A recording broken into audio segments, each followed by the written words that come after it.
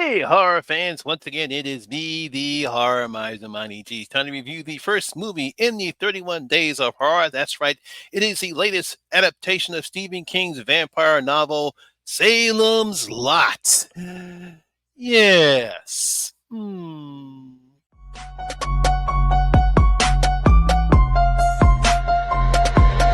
ready for this?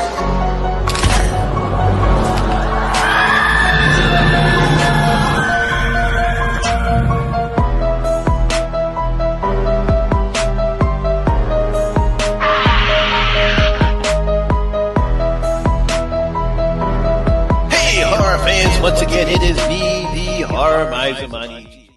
Now, Salem's Lot is a 2024 American supernatural horror film that was written and directed by Gary Dauberman, based upon Salem's Lot by the great Stephen King. Now, the film stars Lewis Pullman, Mackenzie Lee, Alfred Woodard, William Sadler, and Bill Camp. Now, in this film, yes, an author returns to his hometown of Jerusalem Lot in search for inspiration of his next book, only to discover that the townspeople are being attacked by a bloodthirsty vampire. Oh boy! Now, horror fans, I'm sure that everyone knows when it comes to horror authors, my favorite of all time is the American horror novelist, the great Stephen King.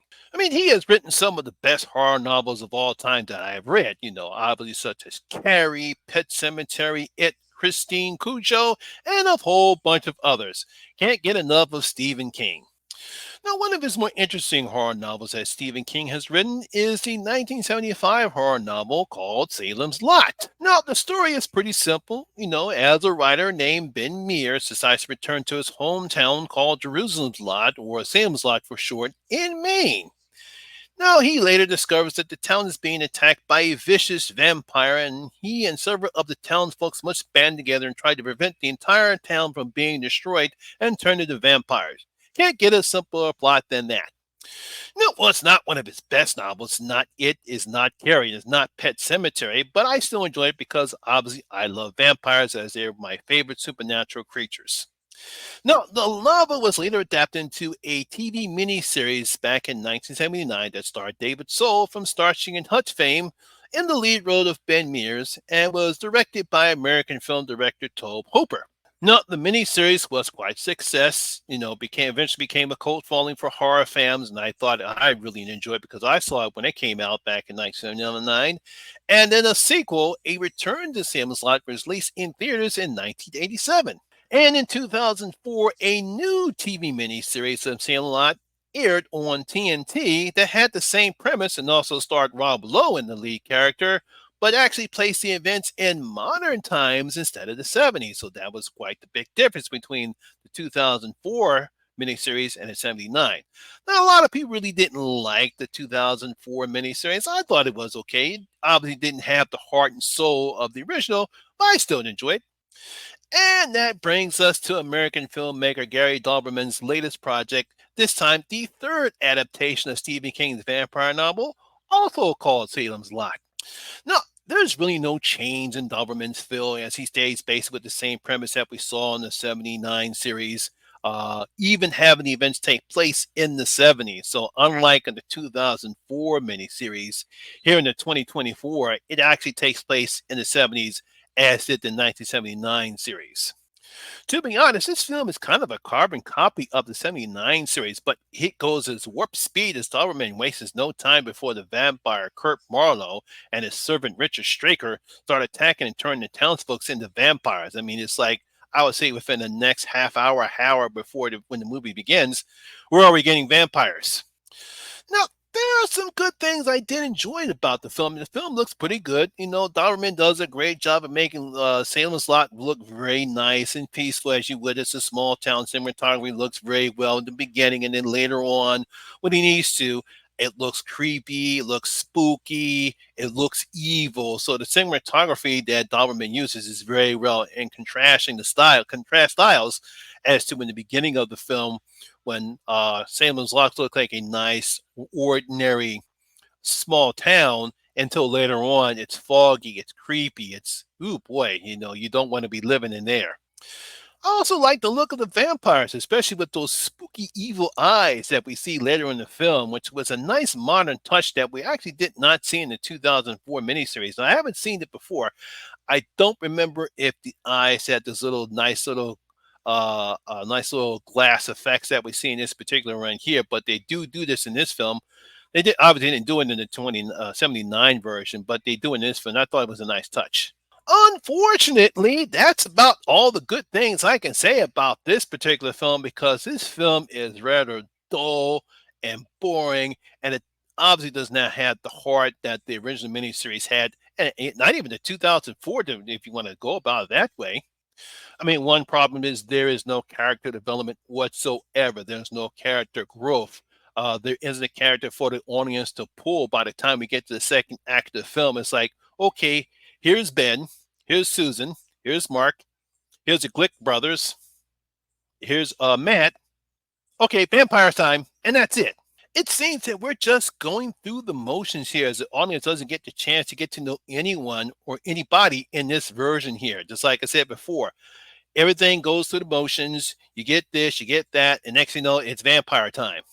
I mean, don't get me wrong. I mean, Dauberman does have some little small attempts in this particular film, like the so-called romance between Ben and Susan, the friendship between Mark and the Glick brothers, Danny and Ralph. But the film never takes any time to develop these characters at all. I mean, at least in the 79 version, I do believe in the 2004 version, we got a chance to at least know some of the town folks here. We know Ben's background. We know some of the background of Susan. We know about Mark and the Glick brothers. Here, we don't get any type of character development. They're just there because they're a part of the story. They're in the novel, so they're in the movie. I mean, honestly, it seems like Doberman's only focus was to make a creepy vampire film, and while the vampires do look creepy, I do give them that. But where's the blood?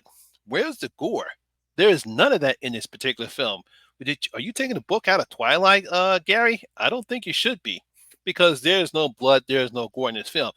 And not saying that there was any in the 79 version, but you still had frightening vampires. You still had that dread. You still had that fear. You don't get that here. And the biggest disappointment was the effects that were used for Kurt Barlow, the massive vampire here. I mean, to be honest, he looks like a very bad version of Abe Sapien of the 2004 version of Hellboy. That's how bad Kurt Barlow here it looks here. I mean, first of all, he's not even frightening or scary looking. I mean, that's what you want out of the main vampire. In first of all, he's kept mostly in the shadows, which I'm assuming that they were trying to do. Maybe they couldn't afford the budget, that's why they kept him in the shadows so you couldn't see him. And if we did see him, especially at the third act, you could have laughed yourself silly because I know I did because it looked so phony and fake. I mean, it reached Nadler, who played the massive vampire in the original series 79. He looked scary and frightening. He almost looked like the Nosferatu. I mean, even veteran actor Rutger Hauer was more frightening in the 2004 series when he played Kurt Barlow. And if I remember correctly, they didn't use any effects on him at all. You know, I kind of find it disappointing for Gary Dauberman. He actually gave us some good horror movies. Some of the films that he has written, obviously, It Chapter 2 and It Chapter 1, the Annabelle series. You know, he's given us some pretty good horror movies, but for him to come up with something like this, I'm very disappointed in him. I mean, to be honest, I don't know what Dauberman and his team were trying to make here. As much as horror fans didn't like the 2004 version of Salem's Lot, I believe this one is worse. I'd rather watch the 2004 version than watch this one again. I mean, put it simply, this version lacks the heart and soul of the original 79 version. There is no character growth, there's no character development. It's just dull and lackluster. There's no blood, there's no gore, and it definitely lacks the bite of both the 79 and 2004 versions of this adaptation. So I'm going to give Salem's Lot 2024 only one of my 5 bloody gold coins. Yes, I got a feeling this is going to be on my top 5 worst horror films of the year. Maybe. We got a lot of them on here, so we'll have to see. Maybe I might, maybe I don't know. But when it comes to vampire films, oh boy, it's not the worst I've seen, but it's definitely I've seen a lot better. So only one of my 5 bloody coins. Very disappointed in this one. So there you have it, horror fans. That is my video and review of Salem's Lot 2024. Hope you did enjoy it. If you did, please give it a thumbs up, like, and share. It really helps out with the YouTube algorithm. Have you seen Salem's Lot 2024? What you thought about it? Please leave your comments in your comment section below and tell you thought about the film. Also, if you're new here, please hit that subscribe button, ring that notification bell. That way, we notify anytime when I put up new videos such as this one. Once again, my name is Lamont Smith, better known as the Horror Miser Monty G, and always remember that horror rules. I see you in the next video. I gotta stay safe out there.